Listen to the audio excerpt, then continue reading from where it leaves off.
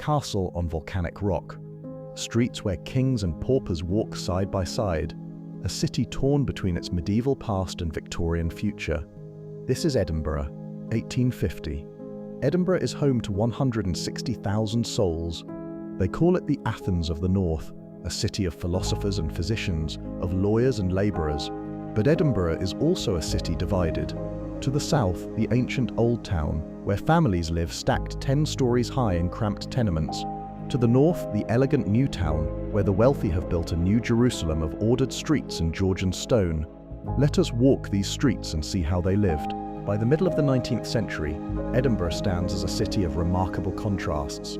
The castle, perched on its volcanic rock, has watched over this city for centuries. Since the Act of Union, the fortress serves less as a royal residence and more as a military garrison. The Union flag flies above its ramparts, a symbol of Scotland's place within the British Empire. Below, the city stretches eastward, caught between its medieval past and Victorian ambitions. Prince's Street represents the promise of the new town. Laid out just decades earlier, this elegant boulevard offers something the Old Town could never provide: space, light, and order. Wealthy merchants and professional men stroll its wide pavements. To one side, the Georgian facades speak of prosperity. To the other, the gardens fall away, offering uninterrupted views of the castle and the Old Town beyond. Two Edinburghs separated by more than geography. The Royal Mile is the ancient spine of Edinburgh, running from castle to palace. Here, the old ways persist. Tall tenements rise 5 and 6 stories, their stone facades darkened by centuries of coal smoke.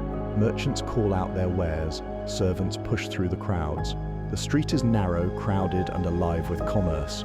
This is where Edinburgh's past refuses to give way to its future. In the shadow of the castle lies the Grassmarket, one of Edinburgh's oldest public squares. For centuries, this space has served as marketplace and meeting place. Farmers bring livestock and grain, traders haggle over prices. The pubs lining its edges offer refuge to labourers and travellers alike. Yet this square holds darker memories too. The gallows once stood here, and public executions drew crowds within living memory. Step off the Royal Mile and enter a close, and you step into a hidden world. These narrow passageways lead to inner courtyards where Edinburgh's poorest residents make their lives. Light enters only in shafts. Smoke drifts from windows. Laundry hangs wherever space allows. Families live stacked upon families, often sharing a single room. Privacy here is not a right, but a rare luxury. This is the Edinburgh that visitors seldom see. From Calton Hill, the full scope of Edinburgh reveals itself. To the west, the Old Town clings to its ridge, the castle commanding the heights. To the north, the new town spreads in orderly Georgian streets. Beyond, the Firth of Forth glitters under Scottish skies. The unfinished columns of the National Monument stand as testament to ambitions not yet realised. This view has inspired poets and philosophers to call Edinburgh the Athens of the North. The railway has come to Edinburgh, and with it, a new age. Waverley Station, nestled in the valley between Old and New Town, connects the city to London and the world beyond. Steam and smoke billow beneath the great iron and glass roof. Travellers arrive from across Britain, drawn by commerce, culture, and curiosity. The station bears the name of Walter Scott's novels, a tribute to the writer who made Scotland romantic in the English imagination. At the foot of the Royal Mile stands the Palace of Holyrood House, ancient seat of Scottish royalty. Mary Queen of Scots once walked these halls. Now, in Victoria's reign, the palace serves occasional royal visits, its chambers preserved as monuments to Scotland's independent past. Behind it rises Arthur's Seat, another volcanic remnant, where Edinburgh's citizens escape the crowded streets to walk among wild gorse and open sky. St Giles Cathedral has stood at the heart of Edinburgh for nearly 900 years. Its distinctive crown spire rises above the Royal Mile, a landmark visible across the city. Within these walls, John Knox once thundered his sermons of Reformation. Now in more temperate times, the kirk remains the spiritual centre of Presbyterian Scotland. The great and the common pass through its doors, equals before God, if nowhere else. George Street embodies the confidence of New Town Edinburgh, wide, elegant, and deliberately planned. It stands in stark contrast to the medieval chaos just to the south. Here, the professional classes conduct their business. Lawyers, bankers, and merchants occupy handsome offices behind neoclassical facades. The street speaks of rationality and order, the Enlightenment made stone. Edinburgh's future, its builders believed, would be written here. Below the bridges, the Cowgate runs dark and narrow. Once a respectable thoroughfare, it has become home to the city's poorest inhabitants. Irish immigrants fleeing famine crowd into cellars and crumbling tenements. The street sees little sunlight, shadowed by the bridges built above it. Pubs offer cheap drink and temporary forgetting. This is the Edinburgh that reform-minded citizens prefer not to discuss, though it exists mere steps from the prosperous streets above. Edinburgh University has produced some of the finest minds in Europe. Within these walls, students study medicine, law, philosophy, and the natural sciences. David Hume once walked this quadrangle. Adam Smith lectured nearby. The tradition continues. Young men arrive from across Britain and beyond, drawn by the university's reputation for rigorous inquiry.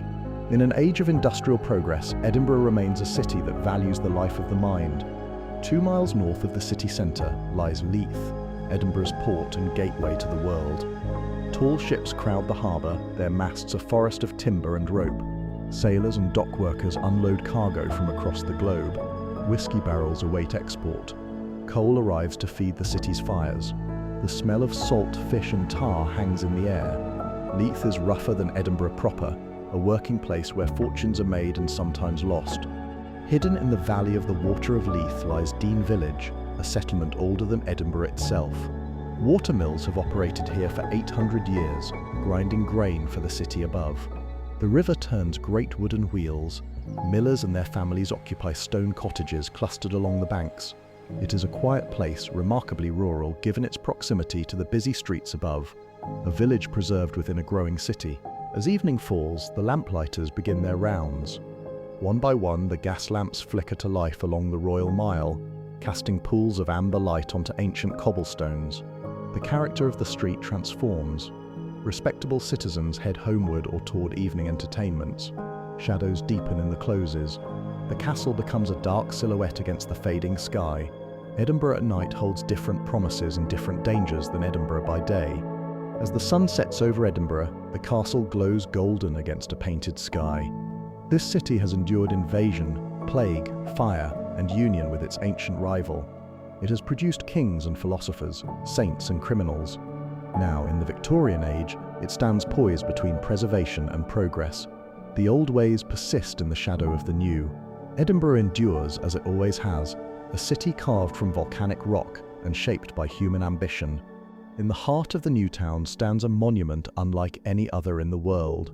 200 feet of Gothic stone, erected to honour one man, Sir Walter Scott. No writer before or since has received such tribute. Scott's novels made Scotland romantic in the eyes of the world.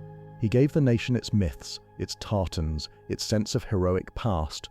Now, just 18 years after his death, Edinburgh has raised this tower to his memory. Visitors climb its spiral stairs for views across the city he made famous. In stone and story, Scott's Edinburgh endures. A city is not its buildings alone.